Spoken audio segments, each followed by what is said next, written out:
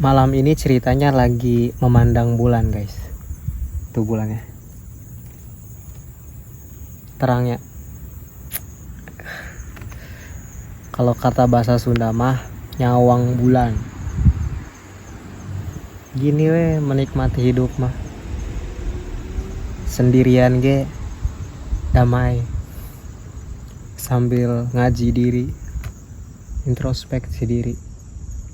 Ini di bawah pohon ya guys ya. Ini tuh kalau pagi, kalau siang sebenarnya ini taman yang bagus banget tuh. Taman ini tuh luas sana tuh. Terus di sana juga ada museum. Cuman karena udah malam ya.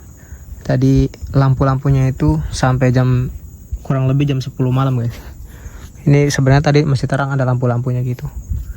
Karena udah ini sekitar jam 11 malam. Jadi udah dimatiin kalau di Jepang itu. Tapi masih banyak orang yang lari, jogging gitu.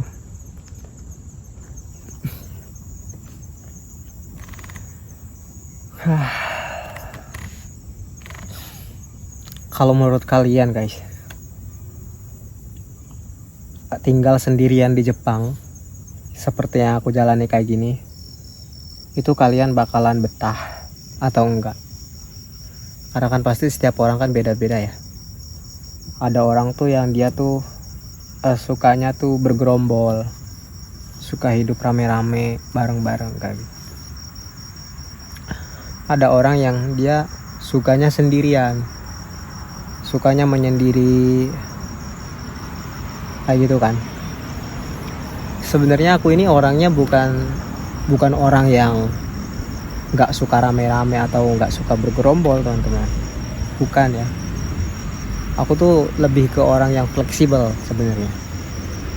Jadi kalau kata ajaran bapak saya itu kita harus bisa jadi air. Jadi kalau air itu dimasukkan ke botol jadi botol, air di laut ya jadi laut, kita hamparan laut. Air ya di mangkuk jadi Indomie. Kayak gitu. Jadi harus bisa berbaur, blending gitu. Cuman kalau untuk tinggal, sebenarnya kalau untuk tinggal itu aku lebih suka tinggal sendirian. Kenapa kalau lebih suka tinggal sendirian? Karena kalau sendirian itu jujur, tidak ada kepura-puraan. Hidup apa adanya. Kayak gini apa adanya. Nggak ada yang ditutup-tutupin. Kalau mungkin kalau sama orang lain, kalau sama siapa kan kita masih ada yang ditutup-tutupin ya. Karena kita kan harus jaga attitude, jaga etika. Kita harus bersikap baik, saling menghargai dan lain-lain. Bersandiwara lah istilahnya. Tapi kalau sendirian sama diri sendiri gitu kan, itu kita lebih mudah buat introspeksi diri, kita lebih mudah buat ngaji diri, kita lebih mudah buat ngatur strategi, kita lebih mudah buat ngobrol sama diri sendiri teman-teman. Jadi kalau kita sering di kerumunan, sering bergerombol, itu diri kitanya tenggelam. Jadi nggak ada ruang untuk kita bisa introspeksi diri gitu. Tapi semenjak aku banyak sendiri ya, jadi ya aku orangnya dari dulu juga suka sendiri gitu. Tapi dari situlah ternyata banyak belajar. Jujur, oh iya, saya tuh banyak salahnya ya. Oh iya, saya tuh banyak kurangnya di sini kayak gitu. Jadi ruang-ruang itulah ya teman-teman yang nikmat itu. Nah, bagi aku sendiri teman-teman, kenikmatan itu, kebahagiaan itu ya di waktu-waktu seperti ini. Di tempat yang sunyi, sepi, sendiri ya, kayak gini sambil menatap bulan, menyatu dengan alam. Wah, udah. Ini paling top. Kenapa aku betah tinggal di Jepang? Jawabannya ini. Jepang memberikan ruang-ruang publik seperti taman, yang bebas dikunjungi asal kita jaga kebersihan ya. Banyak taman-taman di Jepang, ada kursinya, ada tempat minumnya juga ada disediakan. Dan di Jepang itu semua orang itu menjaga privasi, sibuk dengan dirinya, sibuk dengan kehidupannya, sibuk dengan keluarganya. Tapi meskipun seperti itu, mereka bukan tidak peduli, tetap peduli. Misal ketika ada kejadian sesuatu, kecelakaan atau hal yang genting, darurat, pasti mereka peduli gitu. Tapi di luar itu aku ngerasa di sini gitu, nggak ada yang kayak misalkan ngeganggu gitu privasi, atau lagi nyantai kayak gini terus diliatin terus kayak misalkan di apa, enggak. Mereka fokus aja, kalau ada yang lewat ya lewat gitu, sambil nyapa, udah enak aja sih kalau menurutku. Nah teman, mungkin kalian juga yang saat ini lagi belajar, karena kan banyak yang komen-komen, terus juga yang DM Bang Ojak bikin video lagi katanya. Kalau lihat YouTube Bang Ojak katanya jadi semangat belajarnya.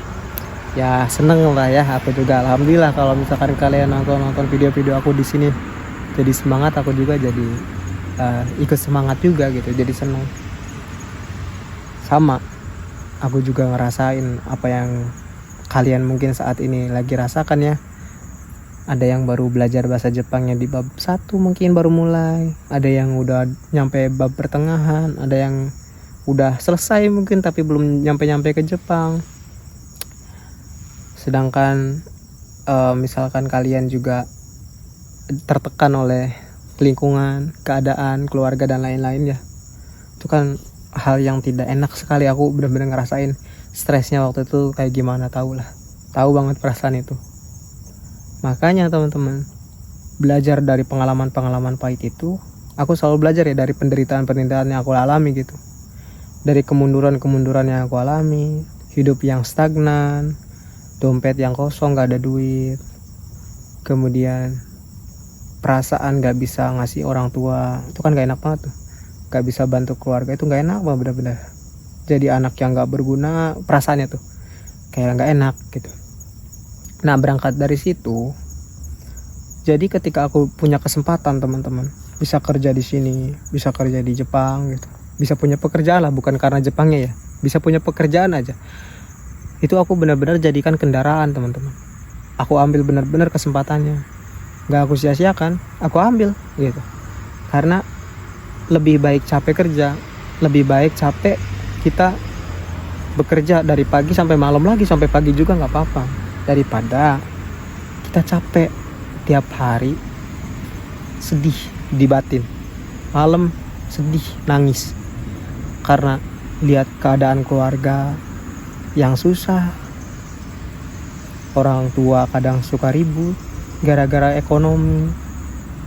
Kita sebagai anak cuman bisa dengerin ributnya, nggak bisa nyelesain masalahnya, ya kan? Ada adik-adik yang nggak bisa jajan, kita cuman bisa diem nangis gitu. Itu kan cundang gitu kan. Itu aku dulu ngerasa sepecundang itu gitu. Makanya buat kalian semua teman-teman, kalau misalkan kalian saat ini lagi punya kesempatan gitu, entah kamu bekerja dimanapun, gas aja dulu teman-teman, jadikan itu kendaraan buat kayak step by step naik ya ke tangga yang lebih baik gitu. Meskipun ya cuma 1%, nggak harus tiba-tiba kita kayak langsung dari nol langsung jebret gitu, langsung ke atas langit ya, enggak ya teman-teman. Minimal tuh kita dari tadinya dulu dompet tuh nggak ada isinya, kita jadi ada isinya, minimal bisa buat beli bensin lah, bisa buat beli makan, jajan dikit-dikit. Dari situ kita bisa, minimal kita bisa memenuhi dulu tuh kebutuhan kita kan. Kemudian kita bisa bantu tuh orang tua kita, itu kan. Dari situ kan kita mulai bisa dikit-dikit tuh nabung, nah gitu. Apalagi teman-teman yang saat ini kalian punya privilege, misalkan orang tua kalian tuh udah sejahtera, terus kalian misalkan mau bantu orang tua ya, bantu orang tua, misalkan kalian di support gitu buat ke Jepang gitu kan, kayak didukung biayanya, kalian tinggal semangat belajarnya. Tuh kalau misalkan kalian nyerah tuh harusnya kalian malu sama orang-orang kayak aku lah, orang yang gak punya duit, bahkan buat ke Jepang aja minjem, bahkan buat ongkos jalannya itu minjem sama ini semua tuh benar-benar modal pinjaman gitu. Tapi aku nggak pernah menyerah, nggak pernah aku mau mundur, mau susah mau kayak gimana, nah aku terjang lah gitu. Harusnya kalian malu gitu. Kalau misalkan kalian punya privilege, kalian disupport, kalian didukung secara biaya, secara apapun kalian enak gitu kan.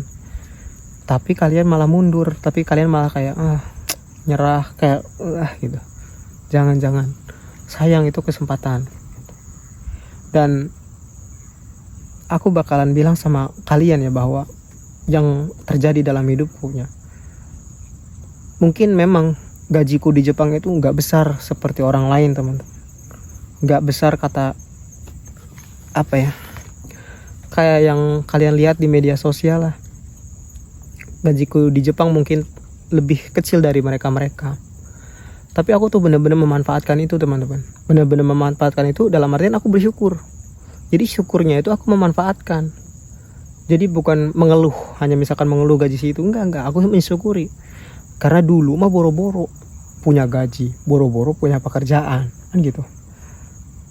Meskipun sedikit, meskipun gak banyak, minimal bisa buat diri kita sendiri nih, buat makan, buat tinggal, ya kan? Buat kita invest ke otak, ya kan? Beli ilmu, kita bisa buat belajar banyak hal, beli kursus dan lain sebagainya. Kemudian kita bisa bantu orang tua di rumah, ya kan?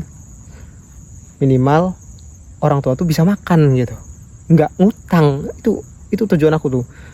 Minimalnya tuh aku sama keluarga tuh udah nggak ngutang sama siapa. Aku sangat melarang orang tuaku untuk berhutang. Pokoknya udah nggak boleh lagi ada berhutang-hutang, nggak boleh. Aku paling benci dengan hutang itu teman-teman. Nah kemudian kalau misalkan udah kayak gitu kan, kita sedikit-sedikit jadi bisa nabung, ya kan? Meskipun gak langsung banyak, kadang tuh kita selalu kayak melihat orang tiba-tiba langsung pam gitu kan enggak ya. Kalau sih Didi aja lihat orang lain misalkan kerja di Jepang udah punya ini punya sabodo, terserah, silahkan gitu. Karena setiap orang startnya beda-beda, setiap orang tuh punya privilege-nya beda-beda. Tapi aku fokus sama diriku sendiri. Punya sedikit segini, beliin kamera kayak gitu. Kalau aku investasi beli kamera, jadi bukan buat gaya-gayaan, nggak ada buat gaya-gayaan. Beli kamera, minimal kita bisa bikin video, bangun personal branding. Ngomong, meskipun ngomong nggak ada yang nonton, nggak ada, ya udahlah kita belajar berlatih buat percaya diri, ya kan nggak ada salahnya. Nol resiko bikin di YouTube, bikin apa nol resiko. Resikonya cuma dihujat, dicaci maki, di apa. Tapi kan it's okay. Itu kan nggak bikin kita mati gitu. Selagi kita ngasih informasi yang benar, kita ngobrol yang baik, ya kan, ngasih inspirasi, motivasi, kan nggak ada masalah gitu. Nah dari situ kan investasi. Nah dari YouTube kan jadi bisa menghasilkan lagi, dari YouTube masuk lagi gitu. Nah secara tidak langsung teman-teman dengan kita kayak bukan kita ya, kayak aku lah gitu kan, aku sendiri yang menjalani. Jadi buka kamera itu tuh kayak membangun relasi tuh semua. Aku aja sama kalian gak kenal, ya kan? Kita gak kenal tapi kalian jadi kenal aku jadi kenal kalian, kita bisa berinteraksi gitu kan. Yang barangkali kalian nanti suatu hari kalian jadi pengusaha, terus tiba-tiba kalian butuh aku, ya kan, aku jadi bisa kerja di kalian juga. Nah, gitu. Tuh kayak aku selalu berpikir, oh iya, aku ini hidup memang gak punya relasi teman-teman ya. Tapi jangan selesai di situ berpikirnya. Itu kalau susah cari relasi, kenapa kita nggak membangun relasinya gitu? Kenapa kita nggak membangun forumnya? Kalau ada kata-kata dari seorang sufi ya, namanya tuh Jalaluddin Rumi. Itu aku ingat banget kata-katanya tuh, aku nemu di Instagram. Kalau misalkan kamu ingin orang lain itu menari, ingin orang lain itu istilahnya ingin orang lain melihat kita ikut menari, ikut berdansa, ikut bergembira, kenapa nggak kita memulai dulu untuk menari gitu? Kenapa nggak kita memulai dulu untuk beratraksi gitu? Nah itu, jadi disitulah. Jadi kenapa sih nggak kita yang membuat relasinya? Kalau aku gitu berpikir, ya udah gas aja gitu. Kan nanti orang juga bisa ngeliat, terus ada orang yang suka, ada yang enggak juga kan. Aku kan bikin nggak buat disukai, nggak, bukan untuk disukai atau nggak disukai. Itu kan hak masing-masing kayak gitu. Nah itu yang aku lakukan teman-teman, dikit. Ya, tapi tetap jaga rasa syukurnya tuh. Jadi bersyukur tuh bukan alhamdulillah aja, bukan alhamdulillah dari kata-kata, bukan, tapi memanfaatkannya. Dan udah nggak usah lihat orang lain mau kayak gimana juga, nggak bakal nih orang lain lebih sukses dari kita itu nggak bakal ngurangin rezeki kita gitu. Jadi mau orang lain penghasilannya lebih banyak atau gimana itu nggak bakal ngurangin rezeki kita. Jadi udah biarkan, nggak apa-apa, kita ikut seneng gitu. Kalau aku tuh ikut seneng, saling support, saling mendukung, malah seneng aku tuh. Kalau lihat teman-teman aku lebih sukses, lebih seneng aku. Kenapa? Karena kalau susah mungkin bisa nyusahin, ya kan kalau susah kita juga jadi ikut susah, jadi sedih. Tapi kan kalau orang lain seneng kan, orang lain jadi bahagia, berjaya kan enak. Jadi kita ya ikut seneng aja sih gitu, ikut bahagia. Mereka juga berusaha, mereka juga bertarung kan kayak gitu. Nah itu, jadi aku ngerasa bahwa bekerja di Jepang ini kayak sebuah pintu teman-teman. Kayak ada satu pintu, mungkin ya aku buat ngecapai ke pintu ininya tuh, buat ngebuka pintunya aja tuh, waduh, perjuangannya, wah, gitu kan. Kalian juga ngerasain ya perjuangannya kayak gimana. Tapi pas dibuka teman-teman, nggak indah. Ada jalan lagi ke depan, berkelok-kelok lagi. Tapi orang yang terus jalan pasti ketemu teman-teman. Ada keindahannya di sana, kedamaiannya ada, ininya ada. Aku datang ke Jepang nggak semata-mata mudah kerja di Jepang teman-teman. Ada orang yang nggak suka. Aku awal ya banyak yang, ada juga yang nggak ini sama aku. Tapi aku orangnya lurus-lurus aja, nggak pernah ada dendam yang tersimpan, benci yang udah selesai. Aku lebih tipikal orang yang kalau misalkan ada orang yang nggak suka aku, orang yang nggak ini, aku malah lebih, ya udah sih, kamu kan nggak suka, ya udah, kamu yang keluar dari hidupku atau aku yang keluar gitu. Jadi aku lebih memilih ya udah, gitu. Kita bakalan ketemu lagi gitu. Penderitaan baru. Tapi aku selalu belajar bahwa penderitaan itu adalah sebuah pelatihan alami. Penderitaan yang kita alami nih semasa hidup teman-teman ya, itu aku selalu maknai itu adalah pelatihan alami dari Tuhan teman-teman. Itu pelatihan alami dari Allah. Itu karena aku jadi situ lebih sabar, bisa lebih sabar, lebih kuat, lebih tangguh, lebih berani, lebih gitu, lebih percaya diri. Itu yang aku alami ya. Memang pas badainya, waduh, itu perasaannya kan pasti jatuh gimana, tapi di situ diujinya gitu. Itu jadi aku, waduh, kalau misalkan ngelihat selalu aku ngelihat ke belakang. Makanya kalau misalkan aku ngelihat purnama kayaknya dari zaman dulu pun aku udah kayak gitu, sering mandengin malam kayak gini, mandengin bulan gitu, sambil sedih. Kalau waktu itu tuh sedihnya tuh karena sedih gak berguna gitu. Kok saya hidup kok gak berguna ya gitu, jadi sebagai seorang anak kayak gitu. Kok hidup saya kok kayak gini ya gitu. Jadi kenapa ya? Jadi banyak pertanyaan kayaknya. Sekarang pun masih banyak pertanyaan. Kalau sekarang lebih ke ini, mensyukuri juga. Jadi mensyukuri hari yang sudah berlalu ya, aku sudah melewati gitu. Dan juga masih ada kayak pikiran ini besok gitu kan, besok arahnya kemana gitu. Jadi saya bilang ini aja, besok arahnya kemana ya kita ya gitu. Jadi ya begitulah teman-teman. Jadi kalian yang saat ini mungkin sedang belajar, ngerasa beratnya belajar bahasa Jepang, ngerasa susah buat kapan ini aku bisa ke Jepang gitu kan. Sabar. Kalian harus lebih sabar lagi. Sabar, nikmatin terus prosesnya. Sabar gitu kan. Nanti ingat, sabar itu buahnya manis nih, kata-kataku nih. Sabar itu buahnya manis.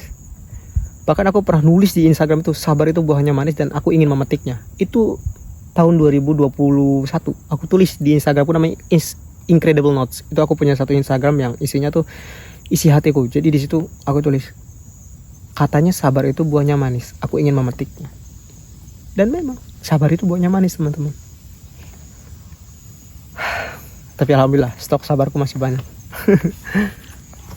Ya udah teman-teman, segitu aja. Aku mau melanjutkan memandangi bulan lagi ya. Assalamualaikum. Semoga bisa menemani malam kalian.